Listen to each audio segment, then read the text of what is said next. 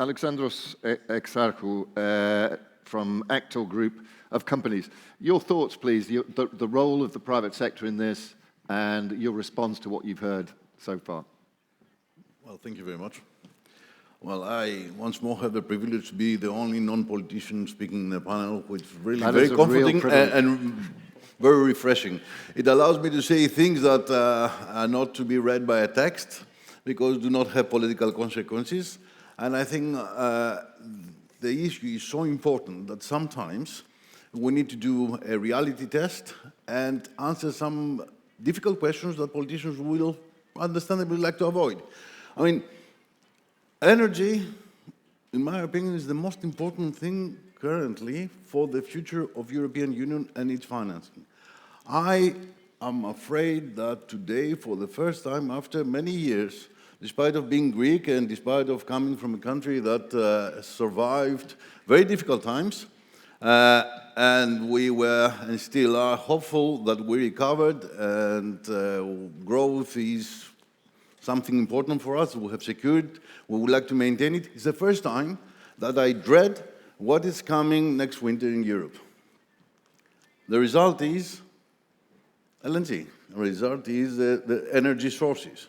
And the inability, in my opinion, of European Union to really take any steps before reacting and constantly being surprised and appalled.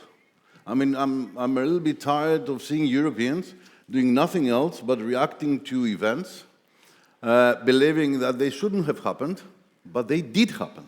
The war in Ukraine did happen. The war in Iran is happening.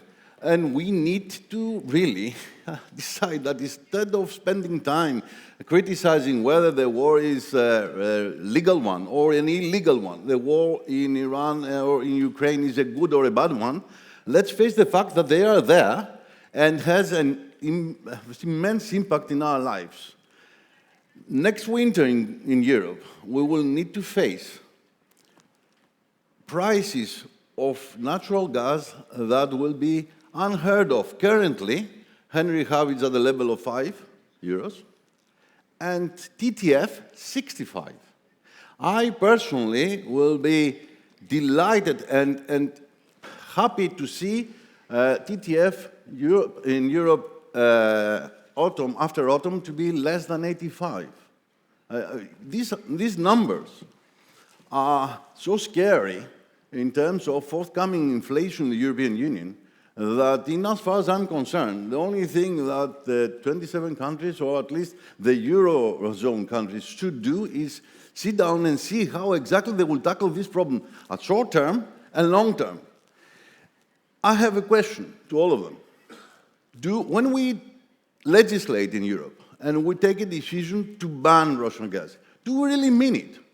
Do we seriously mean what we legislate? And on the back of this, I, as a businessman and others, take serious investment decisions. Because if we really mean that we want not to use at all Russian gas, I keep politics aside and what US would like or other countries would like. If the decision at the level of European Union is not to use at all Russian gas, my question is, have we secured enough quantities from US now, as we speak, in order to be able to say that European Union will have adequate quantities to pass the winter in an affordable price? Because I don't see that. I see exactly the contrary.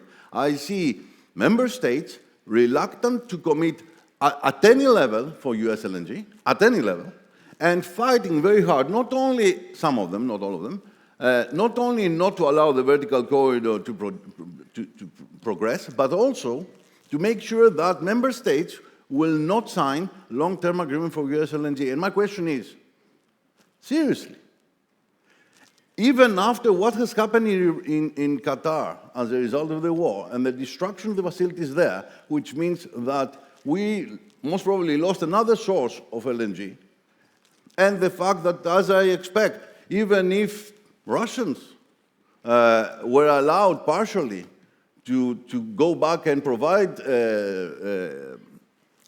gas to Europe, will they be able to do so in view of what will be needed in China.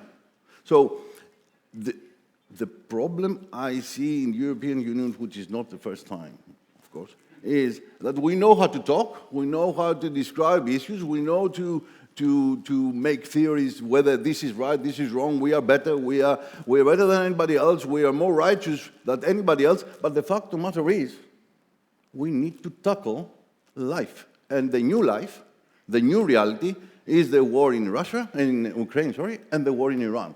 And the new reality is that unless European Union starts behaving like a strong partner to everybody else, it will always fall behind.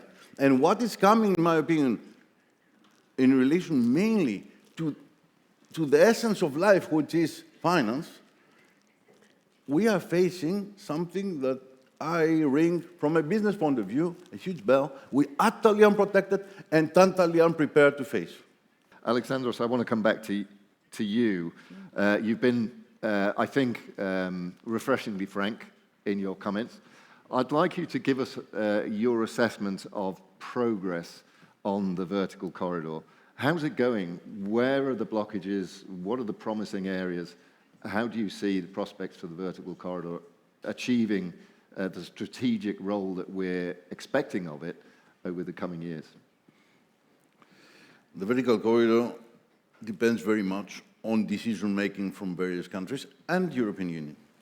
Why? Because, in my opinion, in order to be able to transfer these quantities of US LNG up north, you need very fast a second FSRU in Greece. That's a necessity that needs to start immediately in order to be able to be in place 2030, when the long-term maximum will start operating. And, of course, we need to improve the pipeline and the infrastructure up to Ukraine. So decisions need to be taken immediately. At the same time, that will protect the balance of price in practice. I mean, long-term agreements is the key to the whole exercise. So this is for the protection of the countries that will decide to enter into long-term agreements and therefore securing quantities and price, and I say and price, which is critical, because negotiating price 3 months ago, it would have been totally different what negotiating the price today, and it will be utterly different than negotiating the price at Christmas time. So I'm telling you, some missed a huge chance of actually having secured already significant quantities of American LNG at a less high price than the one that they will negotiate today and the one that will negotiate in Christmas. So it is important to finalize the long-term agreements in order for the whole project to become bankable.